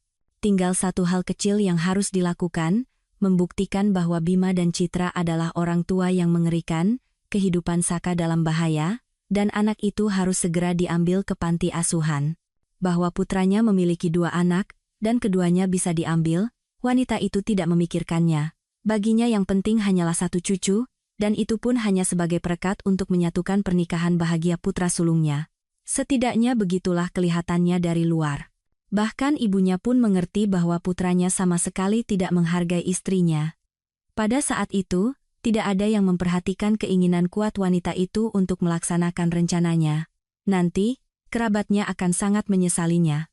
Reza, setelah mendengar dari ibunya, selama beberapa hari panik memikirkan cara mengalihkan perhatian ibunya ke kegiatan lain. Ia melarang istrinya berkomunikasi dengan ibunya. Dengan alasan masalah kesehatan. "Sayang, sebaiknya jangan berkomunikasi dengan ibuku untuk sementara waktu. Dia mengalami semacam gangguan musiman yang aneh. Sepertinya dia banyak perejewala akhir-akhir ini, dan berita tentang adopsimu sepertinya benar-benar merusak akal sehatnya. Ada apa dengannya? Sesuatu yang serius? Mungkin dia butuh dokter?" Aku akan membayar spesialis manapun. Tidak perlu membayar apa-apa. Hanya saja kadang-kadang dia punya pikiran-pikiran aneh, dan dia menyampaikannya seolah-olah itu adalah peristiwa nyata. Hal seperti ini sudah pernah terjadi, jangan perhatikan dia, oke? Entahlah, aku khawatir padanya. Dia selalu begitu manis dan baik. Seandainya orang-orang yang mengenalnya mendengarmu, gumam Reza. Kamu bilang apa? Tidak ada, kecuali bahwa kamu terlihat mempesona hari ini. Ah, kamu perayu. Meskipun pria itu tidak merasakan perasaan lembut dan romantis apapun terhadap istrinya, ia berhasil menirunya dengan mahir. Sehingga istrinya hidup dalam keyakinan bahagia. Ia mendapatkan suami yang paling penyayang, lembut, dan perhatian. Untuk kebahagiaan penuh, ia hanya kekurangan seorang anak. Semua dokter serempak mengatakan bahwa ia benar-benar sehat dan tidak ada kontraindikasi untuk pembuahan. Berarti masalahnya ada pada suaminya, namun, setelah setahun upaya yang sia-sia, bahkan ia pun menyerah dan menjalani pemeriksaan lengkap. Ternyata, ia juga baik-baik saja dengan kesehatannya. Dokter mengatakan bahwa hal seperti itu bisa terjadi, hanya perlu menunggu, mengalihkan perhatian, dan rileks. Anjani tidak bisa rileks. Anak secara bertahap menjadi obsesi. Suatu hari, saat menelusuri media sosial, ia menemukan sebuah grup di mana orang tua angkat berbagi detail kehidupan baru mereka. Kehidupan di mana ada tempat untuk anak orang lain yang menjadi anak mereka sendiri. Dalam foto dan video, anak-anak yang beku, tertutup, dan tanpa emosi secara bertahap mencair, mekar, mulai tersenyum, dan menjadi anak-anak biasa yang ceria. Hari itu ide adopsi tidak terlalu menarik baginya, karena ia dan suaminya masih muda, sehat, hanya perlu sedikit menunggu, seperti kata dokter. Tetapi sesuatu membuatnya setiap hari mengunjungi grup itu. Banyak anak-anak yang sudah ia kenali, bisa menilai kemajuan mereka. Dan suatu hari, ia mendengar kisah salah satu ibu yang lama tidak bisa hamil, memutuskan untuk adopsi, dan dalam proses pengurusan dokumen, mengetahui bahwa ia hamil. Anjani menelusuri banyak informasi tentang fenomena ini, yang ternyata tidak jarang terjadi, dan ia melihatnya sebagai jalan keluar. Selain itu, dua anak berarti dua kali lebih banyak kegembiraan. Bahkan jika ia tidak berhasil melahirkan anaknya sendiri, ia akan tetap memiliki anak angkat yang juga akan membutuhkan keluarga, perhatian, kasih sayang, dan dukungan orang tua. Ia memutuskan untuk berbagi pemikirannya dengan suaminya, tetapi suaminya tidak menghargai antusiasmenya. Jika untuk anak kandung ia masih bisa setuju, untuk anak angkat ia tidak bisa memutuskan dalam kondisi apapun. Tiba-tiba, ayah Anjani juga berkomentar tajam tentang hal ini. Ia juga melihat ini sebagai keinginan sesaat putrinya. Sayang, kamu akan bosan bermain-main dengannya. Kamu akan cepat lelah merawat, menghabiskan waktu untuk anak orang lain. Kamu tidak akan menemukan ciri-cirimu, ciri-ciri suamimu dalam dirinya. Dia akan menangis, kamu akan lelah, dan akhirnya kamu akan ingin mengembalikannya. Tidak semua hal seindah itu dalam masalah ini. Untuk satu keluarga angkat yang bahagia, ada 5, jika bukan 10, yang tidak bahagia, yang menyesali keputusan mereka. Ayah salah. Aku benar-benar menilai kemampuanku. Aku tidak berencana mengambil anak dengan disabilitas, tetapi itu hanya karena kalian semua akan menentangnya. Kemampuanku cukup untuk itu. Waktu kecil kamu bahkan tidak bisa merawat kucing dengan baik. Hewan peliharaanmu yang tak terhitung jumlahnya tidak sempat kami beli. Aku mengerti, kamu ingin anak, tapi ini lebih seperti keinginan yang tidak terpenuhi dan kamu keras kepala. Akui saja, setidaknya pada dirimu sendiri. Anak bukan boneka atau hamster, tidak bisa diambil, dimainkan, dan dikembalikan ke panti asuhan. Aku tidak akan mengizinkan itu. Baiklah, kalau begitu aku akan menjadi relawan di panti asuhan. Aku akan berlatih. Kamu sudah gila, tidak ada kerjaan, pergilah bekerja. Kamu mau aku carikan pekerjaan di perusahaanku? Ayah, aku sudah lama bekerja di sana. Apa ayah lupa? Benarkah? Kalau begitu, pergilah dan laksanakan tugasmu. Baik. Dan dengan uang hasil kerjaku, aku akan membeli popok dan susu formula untuk anak-anak. Suami dan ayahnya, yang terbiasa melihatnya hanya sebagai boneka menawan yang tidak diberkahi dengan kecerdasan tinggi, tidak menyangka akan ada kegigihan seperti itu. Wanita itu benar-benar memutuskan untuk menguji kemauannya. Ia menemukan sebuah organisasi yang secara sukarela bekerja sama dengan panti asuhan. Para relawan, sebagian besar pemuda dan pemudi, tidak hanya membantu mengumpulkan perlengkapan dan makanan yang diperlukan, tetapi juga sering ikut berjaga bersama para pengasuh. Mereka membantu memandikan, mengganti pakaian bayi-bayi yang ditinggalkan tanpa ibu, atau hanya menggendong mereka. Anjani memutuskan untuk datang pada malam hari dan membacakan dongeng untuk bayi-bayi itu. Meskipun di bangsal itu ada bayi-bayi terkecil, ia tahu betapa pentingnya ritual ini sebelum tidur. Ia sendiri tidak begitu ingat ibunya, tetapi ia ingat betul bahwa ibunya setiap hari membacakannya dongeng. Suatu hari, saat kembali dari tugas barunya, ia memutuskan untuk berjalan kaki dan di bangku dekat rumahnya, ia melihat seorang wanita dengan anak-anak. Seorang anak laki-laki dan perempuan, sekitar usia 5 dan 3 tahun, begitu manis dan menawan. Mereka berebut menceritakan kepada ibu mereka tentang peristiwa yang terjadi di taman kanak-kanak, dan ibu mereka mendengarkan dengan penuh perhatian, mengajukan pertanyaan. Anjani begitu terpesona dengan pemandangan itu, berhenti di dekatnya. Ia begitu menyukai keluarga itu sehingga ia memutuskan untuk mendekat dan berkenalan. Biasanya ia tidak melakukan hal seperti itu, tetapi di sini ada semacam dorongan hati. Halo. Saya tidak bisa lewat begitu saja tanpa mengagumi kalian, keluarga yang begitu indah. Anak-anak bersembunyi di belakang ibu mereka, tidak terbiasa dengan perhatian seperti itu dari orang asing. Oh, saya membuat kalian takut ya? Maaf, tidak apa-apa, mereka hanya sangat pemalu. Ibu anak-anak itu seumuran dengan Anjani. Seandainya aku sudah punya anak seumur mereka, pikir wanita itu dengan sedih. Dengan suara keras ia berkata, "Nama saya Anjani. Saya relawan di panti asuhan. Saya putuskan untuk jalan-jalan sebentar dan bertemu kalian. Saya Citra. Saya, Saka." Anak laki-laki itu tampaknya sudah berani dan memutuskan untuk memperkenalkan dirinya sendiri. Anak laki-laki berambut gelap dan bermata biru yang tampan itu mengingatkannya pada seseorang yang sangat ia kenal, tetapi ia tidak bisa mengingat siapa. Meskipun memiliki ingatan yang cukup baik terhadap wajah, wanita itu tidak mengingat nama, dan selalu kesulitan mengingat dari mana ia mengenal seseorang yang ia temui secara tidak sengaja. Namun, sekarang perasaannya benar-benar berbeda. Anak laki-laki itu, jelas belum pernah ia temui dimanapun, tetapi ciri-cirinya sangat ia kenal. Sementara ia berpikir sejenak, ayah keluarga itu mendekat, dan Anjani mengerti siapa yang diingatkannya oleh anak kecil itu adalah Bima, saudara suaminya. Ia tidak mengerti mengapa saudara-saudara itu berhenti berkomunikasi bertahun-tahun yang lalu. Secara pribadi, ia belum pernah bertemu dengannya. Ketika ia dan Reza menikah, Bima sedang wajib militer, dan kemudian mereka pergi ke luar negeri dan baru kembali belum lama ini. Selama ini ia hanya melihat saudara suaminya di foto, dan tentang keluarganya ia tidak tahu apa-apa. Ketika ia dan suaminya mengunjungi orang tuanya, topik tentang keluarga adik laki-lakinya sengaja dihindari.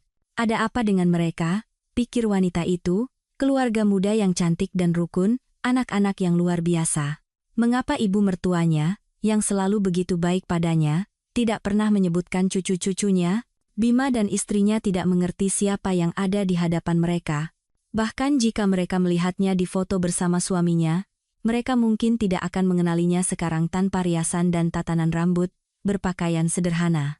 Pada saat itu, telepon berdering, dan Anjani, sambil melambaikan tangan sebagai tanda perpisahan kepada kenalan barunya, berjalan ke taman bermain anak-anak. Telepon dari suaminya, "Sayang, kamu kemana saja?" Telepon tidak diangkat. "Aku khawatir." "Ada apa?" "Aku matikan telepon tadi waktu menidurkan anak-anak, tidak ada apa-apa." "Dengar, kamu sekarang di mana?" "Di kantor." "Aku akan lembur hari ini." "Ada apa? Kamu punya rencana denganku?" Suara suaminya menjadi lebih pelan dan misterius. "Ya, aku mau mengajakmu pergi ke suatu tempat hari ini." "Ah," jawab suaminya dengan kecewa. "Padahal aku berharap bisa menghabiskan waktu berdua saja." "Kamu mau ke rumah siapa?" "Aku kenal mereka." "Kurasa kamu juga. Keluarga saudaramu?" "Tidak." Reza tidak sempat berpikir sebelum melontarkan jawaban itu. "Kenapa?" Anjani bingung dengan jawaban yang begitu cepat dan tajam. Aku baru saja melihat mereka. Anak-anak mereka sangat menggemaskan. Anak laki-lakinya mirip sekali denganmu. Kenapa dia harus mirip denganku? Reza sadar bahwa suaranya bisa mengkhianatinya. Ada nada histeris di dalamnya. Ia mengira istrinya sudah tahu segalanya. Kenapa juga dia harus pergi ke panti asuhan itu? Sudah saatnya ia menghentikan sirkus adopsi ini. Ia sama sekali tidak butuh anak, baik anaknya sendiri apalagi anak orang lain. Kenapa? Kan, kamu paman kandungnya. Reza menghela napas lega. Ia tidak tahu apa-apa. Ibuku tidak meneleponmu hari ini? Ia bertanya dengan hati-hati. Takut mendengar bahwa ibunya sudah menyampaikan ide cemerlang tentang adopsi anak laki-laki yang sangat mirip dengan Reza. Sekarang, untungnya, ide itu bisa dilupakan. Istrinya telah melihat Saka, yang berarti ia akan menebak semuanya. Tidak. Kenapa? Mungkin kita mampir ke rumahnya hari ini juga? Sudah lama kan tidak bertemu. Anjani benar-benar heran dengan keengganan kerabat suaminya untuk berkomunikasi satu sama lain. Dengar, aku punya ide cemerlang. Ayo besok kita adakan makan malam keluarga besar, undang ayah, orang tuamu, saudaramu dan keluarganya. Kita kan belum pernah bertemu mereka, aneh kan? Kalian bersaudara tapi sudah bertahun-tahun tidak bertemu. Aku dan Citra baru hari ini bertemu untuk pertama kalinya, padahal kita sudah bertahun-tahun menjadi kerabat. Aku ingin berkomunikasi dengan keponakan-keponakanmu, Saka anak yang sangat tampan, dan adiknya sangat menggemaskan. Aku bahkan tidak sempat bertanya siapa namanya. Dara, ibu bilang dia sama sekali tidak mirip kakaknya, kata Reza, tanpa sadar. Berusaha keras mengalihkan pikiran istrinya ke arah lain, dan menjauhkannya dari ide cemerlang untuk mengumpulkan ibu, ayah mertua, dan mantan selingkuhan dengan anak haramnya di satu meja. Bahkan belut di wajan panas pun akan punya lebih banyak kesempatan untuk selamat daripada dia. Dia salinan ibunya. Citra juga wanita muda yang sangat cantik. Aku tidak akan pernah menyangka di usianya yang masih muda, dia sudah punya anak-anak sebesar itu. Berapa umurnya? Sebayamu, sayang. Aku sangat merindukanmu. Ayo kita habiskan malam berdua saja. Sudah lama kita tidak pergi kemana-mana. Kamu tidak ingin aku bertemu dengan kerabatmu? Tanya istrinya langsung. Hubungan ibu dengan istri saudaraku sangat tegang. Dia tidak pernah menerima pilihannya. Selain itu, ibu tidak yakin bahwa putri saudaraku adalah anak kandungnya. Singkatnya, ceritanya panjang, dan aku tidak ingin melibatkanmu dan ayahmu dalam hal ini. Dia sepertinya sudah tidak terlalu suka padaku. Kenapa kamu berpikir begitu? Ayah justru selalu memujimu. Memuji itu satu hal, menunjuk kejabatan yang bertanggung jawab itu hal lain, dan ngomong-ngomong, kamu belum menjawab kapan kamu akan pulang. Biar aku kirim supir untuk menjemputmu. Baiklah, aku tunggu, jawab Anjani, sekali lagi menuruti dorongan sesaatnya. Anjani memutuskan untuk sekali lagi mendekati keluarga saudara suaminya dan berkenalan. Anak-anak masih bermain di taman bermain, orang tua mereka duduk di bangku dan membahas sesuatu dengan sangat antusias. Mendekat, wanita itu mendengar kalimat, mereka tidak akan bisa melakukannya. Mengambil anak tidak semudah itu, siapa yang bisa punya pikiran mengerikan seperti itu, mengambil anak dari orang tua, terlintas di benaknya. Halo lagi, saya belum sempat memperkenalkan diri, terganggu telepon tadi. Selamat malam, kata Bima dan Citra serempak, tidak begitu mengerti apa yang diinginkan wanita ini dari mereka. Saya Anjani, istri Reza, saudara kalian. Wanita itu memutuskan untuk langsung memperkenalkan diri. Di wajah pasangan itu muncul ekspresi terkejut dan marah yang sama. Mereka saling pandang dan hampir serempak berkata, Anda tidak akan bisa mengambilnya. Kami tidak akan mengizinkannya. Setelah itu, wanita itu berlari ke taman bermain untuk mengambil anak-anaknya, dan Bima berbalik ke arah Anjani yang tidak mengerti apa-apa dan mengulangi, Saka tidak akan kami serahkan. Dia anak kami, apapun yang ibu lakukan, saya tidak mengerti apa yang Anda bicarakan. Kenapa Anda berbicara seperti itu? Saya tidak akan mengambil siapapun dari Anda. Saya hanya mengenali Anda dan ingin mengundang Anda berkunjung, berkenalan, kita kan kerabat terdekat, tapi belum pernah bertemu secara pribadi, bagi saya ini aneh. Jadi saya putuskan untuk memanfaatkan kesempatan ini dan berkenalan, saya tidak punya niat jahat, saya bersumpah. Rupanya wanita itu berbicara dengan sangat meyakinkan. Bima menatap istrinya yang mendekat dan berkata, sepertinya dia tidak tahu rencana jenius itu. Dan ia menawarkan, sambil berbalik ke arah istri saudaranya, ayo, kami akan ceritakan mengapa kami tidak berkomunikasi dengan orang tua dan saudara. Anehnya, masalah justru mendekatkan Bima dan Citra. Ia berhenti cemburu, dan Citra merasakan dukungan besar dari suaminya. Sekarang mereka adalah keluarga yang benar-benar rukun. Percakapan itu berlangsung sepanjang malam. Sementara Citra mengganti pakaian dan memberi makan anak-anak, Bima dan Anjani duduk di dapur. Kemudian istrinya menyalakan kartun untuk anak-anak dan bergabung dengan mereka. Anjani ngeri mendengar cerita itu. Seluruh dunianya yang ideal ternyata adalah tumpukan kebohongan. Suaminya telah berselingkuh selama bertahun-tahun, dan ibu mertuanya, tentang wanita itu, ia bahkan tidak mau berpikir. Betapa beruntungnya ia hari ini berhenti di dekat rumah mereka. Meskipun cerita itu mengerikan, ia tidak punya alasan untuk tidak percaya. Terlalu banyak bukti. Tetapi yang paling membuatnya terkejut adalah sinisme ibu mertuanya. Ia ingin memaksa Anjani membesarkan anak yang dilahirkan oleh selingkuhan suaminya. Di balik lapisan kebahagiaan keluarga mereka dengan Reza, ia akan menyembunyikan begitu banyak nasib yang hancur. Ia memandang anak-anak yang asyik menonton kartun. Saka memiliki profil suaminya, mata, rambut, bentuk kepalanya. Sungguh menakjubkan bagaimana seorang anak bisa begitu mirip dengan ayah yang sama sekali tidak membutuhkannya. Beberapa kali suaminya mencoba meneleponnya, ia menolak panggilannya, dan kemudian mematikan teleponnya sama sekali. Ia tidak ingin melihat atau mendengar siapapun. Tetapi tinggal sendirian sekarang juga menakutkan. Kemudian sebuah ide muncul di benaknya. Teman-teman, bolehkah aku menginap di sini malam ini? Aku tidak bisa pulang. Dan aku tidak mau pergi ke rumah ayah. Tentu saja. Tinggallah. Kalian satu-satunya yang menceritakan seluruh kebenarannya padaku. Dan kita sekarang bukan orang asing lagi, punya begitu banyak rahasia bersama. Wanita itu tersenyum sedih dan keluar ke balkon. Ia ingin sedikit menghirup udara segar dan menenangkan pikirannya. Pada saat itu, pintu diketuk. Atau lebih tepatnya, hampir didobrak. Seolah-olah yang mengetuk bertekad untuk mendobraknya. Bima melihat melalui lubang intip dan melihat saudaranya yang marah di tangga. Membuka pintu, ia keluar, tidak mengizinkan Reza masuk ke apartemen. Kamu sudah gila mengetuk seperti itu? Anak-anak kami sedang tidur. Di mana istriku? Reza jelas khawatir. Sopir telah melaporkan bahwa Anjani tidak ada di alamat yang dituju, yang berarti hanya satu hal. Ia pergi berbicara dengan saudaranya. Fakta bahwa ia tidak mengangkat telepon selama beberapa jam hanya mengkonfirmasi dugaan itu. Untuk berjaga-jaga, Reza menelepon ayahnya dan beberapa temannya. Ia tidak ada di mana-mana, dan tidak ada yang melihatnya.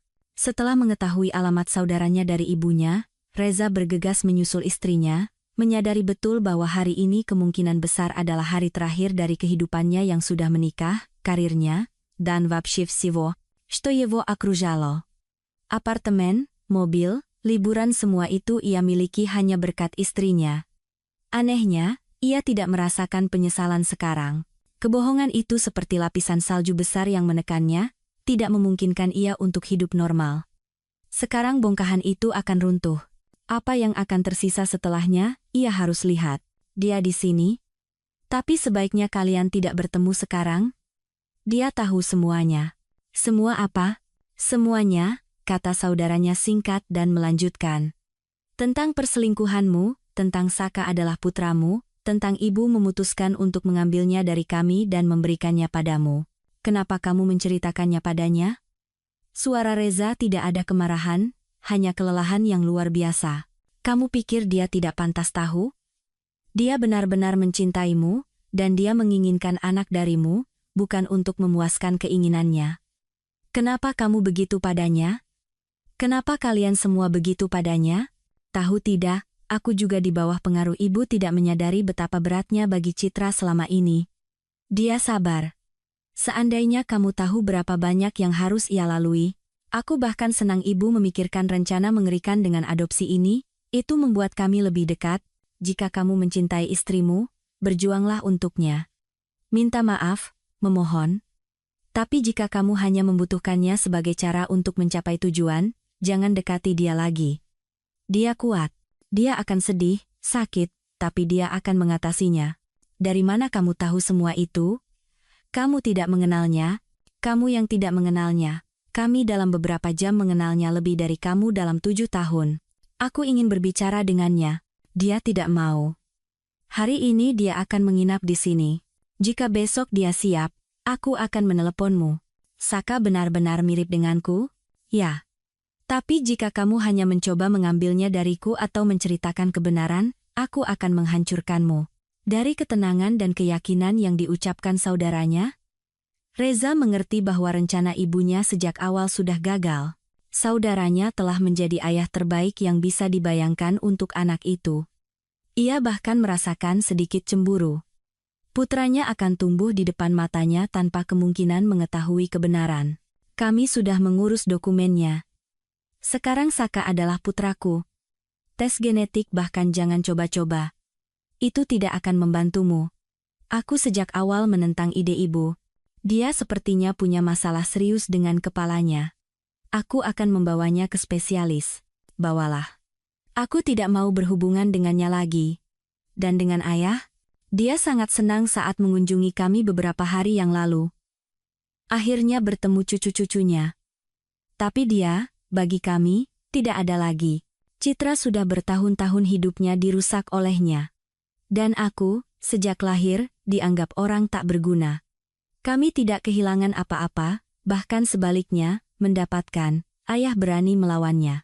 Jika kamu mau, kamu bisa sesekali datang. Tapi aku peringatkan, jika kamu hanya menyebutkan siapa kamu bagi Saka, aku pamannya. Dan aku tidak akan mengklaim lebih.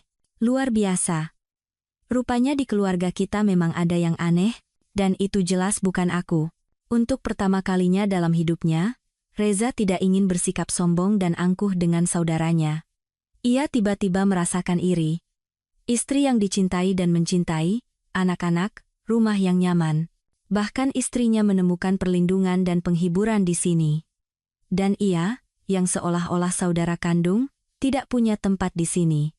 Jurang yang terlalu lebar dan dalam memisahkan mereka. Aku akan mencoba berbicara dengannya. Bima seolah membaca pikiran saudaranya. Tapi sekarang kalian sebaiknya tidak bertemu. Kamu juga hari ini harus berpikir baik-baik bagaimana selanjutnya. Jelas bahwa seperti dulu tidak akan terjadi lagi. Tapi jika kamu tidak membutuhkannya dan kamu bersamanya demi uang dan kesempatan ayahnya, setidaknya jujurlah padanya. Kamu bisa mencapai segalanya dalam hidup tanpa ayah dan jabatannya. Kalimat terakhir itu diucapkan saudaranya lebih untuk mendukung, tetapi justru itulah yang terngiang di kepalanya sepanjang malam. Pagi harinya, Anjani pergi ke rumah temannya di luar kota, tidak memberitahukan lokasinya kepada siapapun kecuali Bima dan Citra. Hari itu, orang tua mereka harus bekerja sampai larut, dan anak-anak harus dijemput dari TK oleh neneknya. Dengan riang berjalan di sepanjang jalan setapak, anak-anak dan neneknya mengenang peristiwa hari itu, berbagi berita, bercanda, dan tertawa. Nenek kedua muncul di jalan mereka secara tiba-tiba. Dengan kasar ia mencengkeram lengan anak laki-laki itu, menariknya ke arahnya, mencoba melepaskan tangan keduanya dari neneknya. Sini kamu. Lepaskan anak ini. Dia seharusnya ada di tempat lain sekarang. Penampilan wanita itu, terus terang, tidak terlalu sopan. Apa yang Anda lakukan? Lepaskan Saka. Ibu Citra mulai panik mencari bantuan. Mereka hanya beberapa meter dari pintu masuk. Pada saat itu ia melihat seorang wanita duduk di bangku di taman bermain anak-anak dan memutuskan untuk memanggilnya. Tolong. Wanita gila ini mau mengambil anak. Wanita itu berbalik ke arah mereka, dan seolah mengenali mereka, berlari cepat ke arah mereka. Namun, Ibu Bima, melihat wanita itu, dengan cepat mengubah ekspresi wajahnya. Anjani, sayangku. Apa yang kamu lakukan di sini? Reza sudah mencarimu seharian. Tante Anjani, Tante kembali. Malam ini menginap di rumah kami lagi ya? Seru sekali sama Tante. Sambil memeluk anak-anak dan melepaskan tangan ibu mertuanya dari tangan anak laki-laki itu, Anjani menoleh ke kerabat suaminya. Dan dia tidak akan menemukanku. Aku sudah mengajukan gugatan cerai. Aku sudah mengemasi barang-barangnya dan membawanya ke apartemen Anda. Suami Anda bahkan tidak bertanya apa penyebabnya. Dokumen apa, sayang? Lelucon apa ini? Kalian kan saling mencintai, aku dulu mencintainya. Tapi putra Anda itu, sama sekali tidak punya perasaan. Jangan membujukku, aku tahu semuanya. Tentang Reza punya anak. Wanita itu menatap tajam ke arah anak laki-laki yang berdiri di antara dua nenek, dan tidak mengerti apa yang terjadi. Dan tentang prestasinya yang lain. Ini semua karena mereka. Bimaku yang tidak berguna dan istrinya yang jalang. Mereka yang menghasutmu melawan aku, melawan Reza. Aku akan memberi mereka pelajaran. Mereka akan merangkak di kakiku nanti. Setelah kata-kata itu, wanita itu tiba-tiba membuat seringai mengerikan, memegangi jantungnya, dan jatuh. Setelah serangan jantung yang membuatnya terbaring di tempat tidur selama hampir setahun, Ibu Bima dan Reza tidak kembali ke rumah. Ia dipindahkan ke fasilitas khusus dengan tanda-tanda gangguan mental akibat stres berat. Faktor utama yang memengaruhi kesehatan mentalnya adalah hancurnya keluarga putra sulungnya. Mantan menantunya menjadi sahabat bagi keluarga putra bungsunya. Ia terus membantu sebagai relawan, bekerja sebagai psikolog anak. Pekerjaan itulah yang memberinya semua yang begitu ia impikan, suami yang dicintai dan mencintai, dan seorang putri kecil.